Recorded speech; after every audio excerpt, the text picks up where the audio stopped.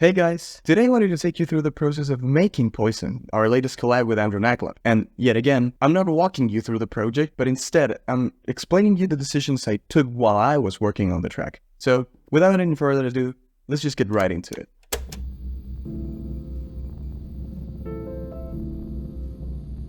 So when Andrew first sent me this track, what first caught my attention was the chords. Not because the chords were good or bad, but because how good they transmitted what the vocal was talking about. Because they just go up and then crush you down, and then go up again, and then instability, and then they go down again, and so on and so forth. So it's like a fucking hammer. So they really caught my attention and how effective they were transmitting this emotion. And that was the first thing that made me completely invest in the making of this track. So yes, it's very likely that you heard some Foley going on at the Foley? Wait a second. I'm pretty sure you heard some Foley going out at the beginning of the track. What I was trying to show there in the very introduction of the track was the overall mood, not of the track itself, but of the singer. I wanted to quickly put you on his perspective of the things that were happening to him without even hearing a single word of the vocal. So you can hear that this dude seems to be like drinking something, and then he's like smoking and then drinking again. So that creates a mood that goes on for the rest of the track, at least when it comes to the vocalist. We wanted to quickly put you on the perspective of the character that is gonna walk you through this story. And there's also some pitch bends going on in the beginning of the track that also resembles the instability of the character's mind. So what we wanted to do with the very introduction of the track was to place you in this perspective and into this world that this character is living in, and that he is gonna walk you through for the rest of the 5 minutes of the track.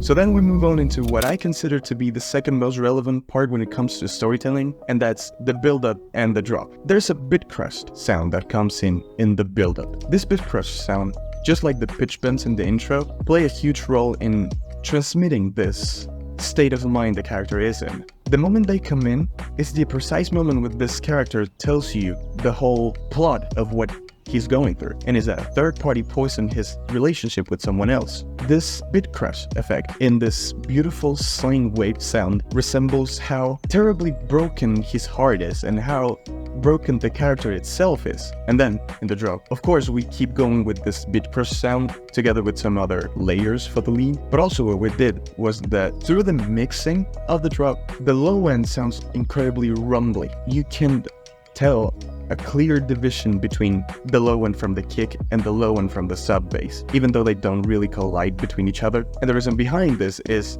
yet again, to show how unstable the mind of the character is. And then after this whole drop and then this section where the kick comes in and all that, there's not much to say about that part. It's just music. We were doing what felt right. We weren't really supporting the story because the sound selection was already made up since the very beginning of the track. But from that section and on, we changed the focus of the track completely. And that's because I think we both agreed that there was no style possible that could effectively transmit the emotions that we wanted to convey in this section. So what we did here was to change the focus completely, as I was saying, and we went for a fully instrumental second bit of the track. You have this break, this very long break. In that bit, what we did was to not change the sound selection, but to add more growly sounds, some more greedy sounds. And that's, again, to resemble how this horrifying emotion that this character is going through grows over the time instead of getting better. And that's what we wanted to show here. So if the bit crash at the beginning of the track was gritty, this section is even grittier. There's this saw pad and this gritty bass that growls like a monster coming in all together with this vocoder in the vocal. This whole thing sounds so broken and everything is like pitch unstable, you know, and there's this whole section, it's like a chaos of things going on. We added this plugin, the RC20, that has this wobble function in it, so it makes the pitch of every instrument you put in unstable. There's a chaos of effects and there's a chaos of sounds and the loudness going on in this place. This all supports the same story.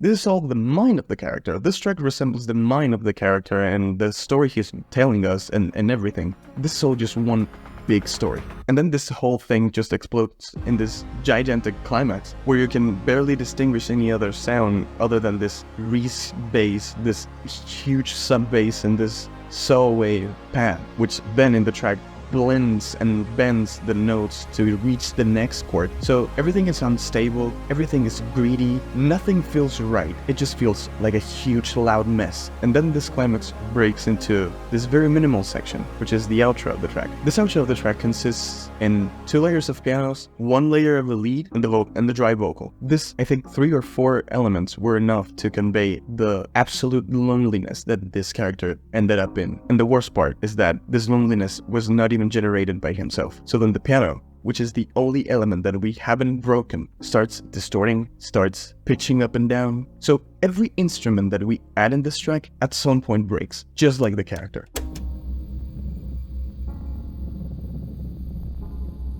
So if there's anything you have to pick from the making of this track, is that if there's any story you want to tell and you want the production of the music to support that story, find ways to convey that emotion through the sound selection, through the mixing, through anything that's on your reach. As you can probably tell by now, this whole sound selection, this whole production, the whole concept of this song is supported by the sound selections and the mixing of the track itself. So everything supports the same story, a same line that we're trying to convey. So I think that's something important to point out, like more specifically, and is that it's important that you have something to tell when you're trying to make a track. But if there's some emotion that you want to convey, that you truly want to transmit to your audience, make sure that all the decisions you make in the production process and the making process and the creative process support that story. If you truly want to convey something that is being told in the lyrics, pay attention to the lyrics. If there's anything at all that you want to convey in the track, just make sure everything you do supports that story. Music is art, and you're capable of doing amazing things with it if you just want to do them. So make sure you break the rules. There's nothing you can do here. There's no right or wrong way to do things. There's just unconventional ways of doing things. You can just go listen to soundtracks and then listen to the guys who made those soundtracks, and you will find out that the way they see things and the way they approach the making of their soundtracks, it's incredibly different to the way we do things in this universe of the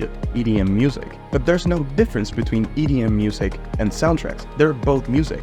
So you can bring those elements to this world and use them here. If you're convinced that your idea is good, if you're convinced that your emotion will hit because you made a great work at conveying it in your track, go for it. Don't wait. Don't expect approval. Just go for it and believe in yourself. Believe in what you're doing, because no one else will believe in it before you do. And in this line, I wanted to thank Andrew for all the incredible creative freedom he gave me in this track. I was pretty amazed when he first sent it to me that he agreed with some pretty destructive ideas I had with his demo, and I'm incredibly grateful for the opportunity, and I'm very grateful with him in general. He's an amazing person, so if you ever have the chance to collaborate with him, just say yes. You won't be disappointed. I also wanted to thank Frequency 56 for having me again and accepting this weird ass track shit. So I wanted to thank you both for that. So yeah, have an amazing day. I hope you enjoyed this video. See you in the next one. Bye bye.